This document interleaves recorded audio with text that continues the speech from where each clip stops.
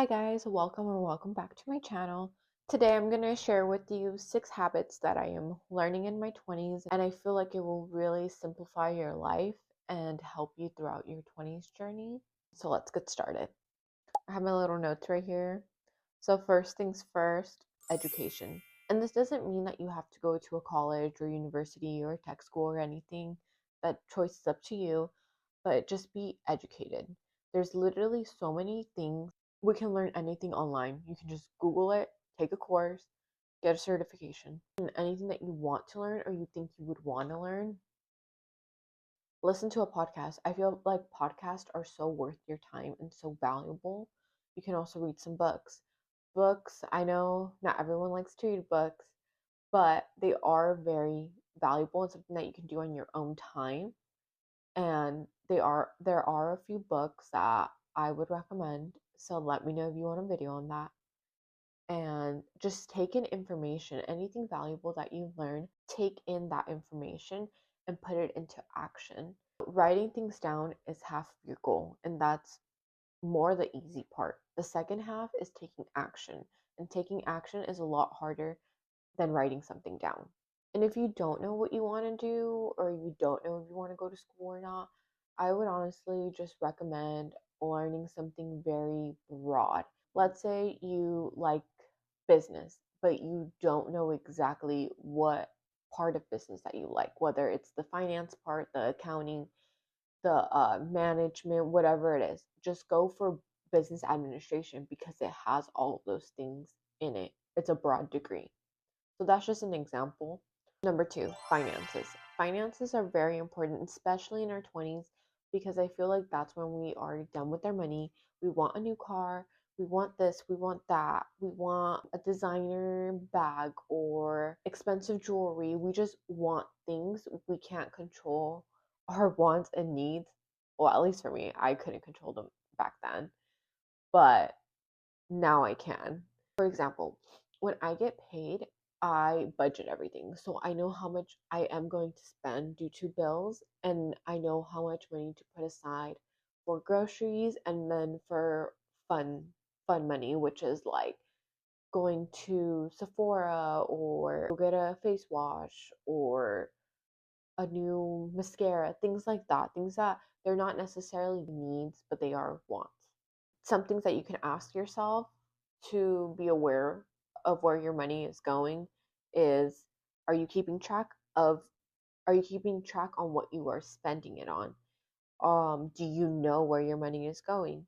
Is it coffee, fast food, video games, just other things that you know they're not needs but they are wants? Also, credit cards. I know it's very easy to just swipe your credit card and be like, oh, I'm just going to pay it back later. I'm just going to pay it back next month, blah, blah, blah. And yes, that is true. That is a point of a credit card, to just pay it off the next month when you're due, when your bill is due.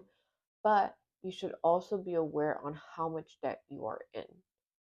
Are the credit cards that you have the correct credit cards that you need for your lifestyle?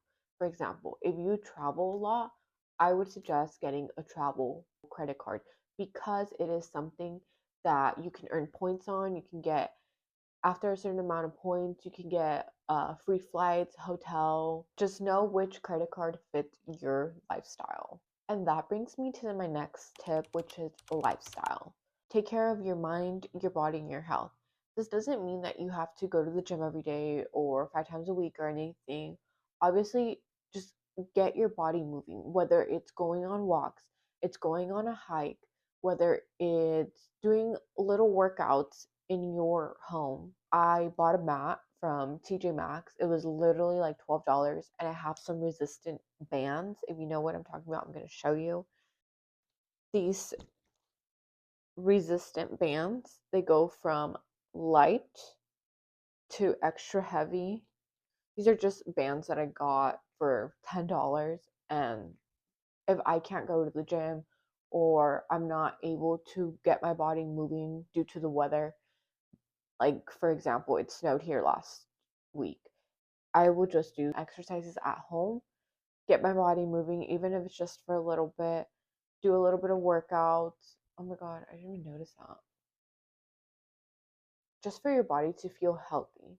Now, for your mind, I would recommend meditating. If you can't or don't know how to meditate, then I would recommend journaling. Journaling helps me a lot with my mental health. And when I feel like I'm just talking to myself too much, I will just go ahead and write all my thoughts down just to clear my mind and be able to go to sleep um, peacefully and just rest the way I'm supposed to rest, not to have a single thought like what am I gonna do the next day? I need to do this, I need to do that. Like I just want to rest my mind, and that's what I do. For mental, also cut back on your phone. Putting down your phone for an hour a day will really help you. Nowadays, we are very glued to our phones. We are very dependent on it. And I think that is so horrible because there's so much to life than just being glued to your phone. I try to keep my screen time to a minimal of 3 hours or less per day. And I know that seems like a lot already, but I do check my emails on here. I do film and edit. When I film and edit on my phone, it obviously exceeds the 3 hours. But just to be on social media and just useless things, I try just not to be on it. For my health, I like to have a lot of fruit in my diet, whether it's a strawberry banana smoothie in the morning, or even just having some fruit around the house, cutting it up, putting some lemon and tahini on it, or making agua de piña, agua de fresa, agua de limón con pepino, just things like that. That's a good way to put fruit into your body, obviously limiting the sugar. I do think it's so important to take care of yourself, especially when you're in your 20s, because you're so young, your body's still developing, you're still growing, you're still able to move around. Number 4 is going to be friendships. I know in your 20s you may want to have a lot of friends, or it's hard to make friends. You're all trying to figure out life, you're all in different routines, have different schedules, work schedules, school schedules, and everything. But I promise you, as long as you have one or two close friends, then it is more than enough. I feel like after being 22, I want to say 23, I just want to keep to myself. I do have a few close friends, but I just like keeping to myself and growing and just being a better person and better habits day by day. I think finding the best version of yourself is so important during these years, because if you can't do it right now, then it will be harder to do it when you're 30 or 40, when you have more responsibilities, maybe a mortgage bill, maybe a higher car payment, and things like that. Reminder that the people you hang around with are the people that affect you, your habits, and your lifestyle. If you have a friend group that is always drinking and clubbing and just not thinking about their future, and if you know that you want to be someone that is making themselves better every day, trying to wake up early, trying to find your morning routine, trying to have good habits in life, then it would be hard for you to change just because you are surrounded by that. You have to think, do your friends have similar goals to you? If not, that's okay. Like, they don't have to have the exact same goals as you or whatever. But do they even have goals? If so, what are they? What do they want to be in life? Are they lazy and unmotivated when you tell them, like, hey, let's go for a hike, hey, let's go do this, hey, let's go do that? Obviously something that is important, that's going to benefit you guys. Are they like lazy, they get up till 2 p.m., they don't want to do anything with their lives, they just sleep, things like that? And if you know you want to be the opposite of that, it would be really hard for you to be around that and trying to focus on your own goals. Are you afraid to say no? I recently learned this a couple days ago, and don't quote me, but it said something along the lines, if you are saying yes too often, then it makes your time less valuable, because people are always expecting you there. People are always going to be like, oh, well, they're going to come either way. So it makes your time less valuable because they know you will never say no. Versus if you're someone that shows up here and there, it's more of an excitement to see you, because they know it's more like a mystery, if that makes sense. I don't know if that makes sense. but that's what I learned a couple days ago. And last thing to ask yourself is, what is your dream life?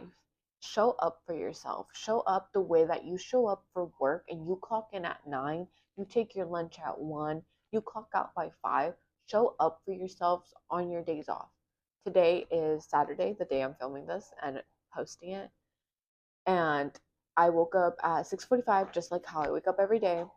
I did my morning routine, and let me know if you want a video on that too. But I did my morning routine. I clocked in. I started filming at 9, just because that's the time I usually clock in for work. And I had to remind myself, Maura, you clock in for work at 9, no later than that. And that is to build someone else's dream life. Why can't I show up for myself and build my own dream life? That's something that I was thinking about last night, and it really got to me. So that's why I decided to wake up early and do everything that I had to do. Show up for yourself to build your own dream life. It doesn't matter what this person wants, what that person wants. What do you want in life? And what do you want to do with your life, be in life? So, reminder, if you can show up to build someone else's dream, you can show up to build your own. Tip number 5, which is routine. And routine is probably one of the hardest things that we can get our bodies and our mind used to. Being consistent, being disciplined, and showing up for yourself. I know after you clock out of work, it's very hard to come home and want to cook and clean and work on your projects, on your dreams. Remember that your time is precious, and waking up even just 30 minutes early will get a head start to your day. 20 minutes early, even 10 minutes early, will get you a head start of your day. Your morning time is so precious. Knowing when you are burnt out and taking a break is also very important, because you need to listen to your body, you need to listen to your mind. It's okay to take a day off working on your future. You need those days in order to reset and feel motivated for the upcoming week. Reset your mind, your body, your soul, whether it's going to get a massage, having a facial day for yourself at home, doing your nails at the house, plucking your eyebrow, whatever it is to make yourself feel like you again after feeling burnt out. Being a goal setter and being organized will also play into this, because when my house is a mess, I cannot concentrate on anything else. If I know my house is a mess, it will be in the back of my mind, and I would have to clean it in order for me to move on to the next thing. Also, going to bed at a certain time. I know I like to be in bed by 9:30, so I can fall asleep by 10, and that's how I wake up at 6:45 in the morning. Tip number 6, personal growth and hobbies. Have something that takes your mind off things, something that you enjoy. It doesn't have to be super extreme, just something that you enjoy and it makes you happy and it takes your mind off the real world. You can do journaling, like I mentioned. You can drink some tea and watch a movie, read some books, whether it's business, life, habit books. Have a passion for something. I know it's kind of hard to find your passion, especially at this age, but just have a passion, or know what you like to do that may even turn into a passion. We all have the same time, 7 days a week, 24 hours in a day. Reminder to just have fun and enjoy life. Remember that you are still human, you still feel emotions, you're going to go through the obstacles in life. We all have different obstacles, but we all have the same time.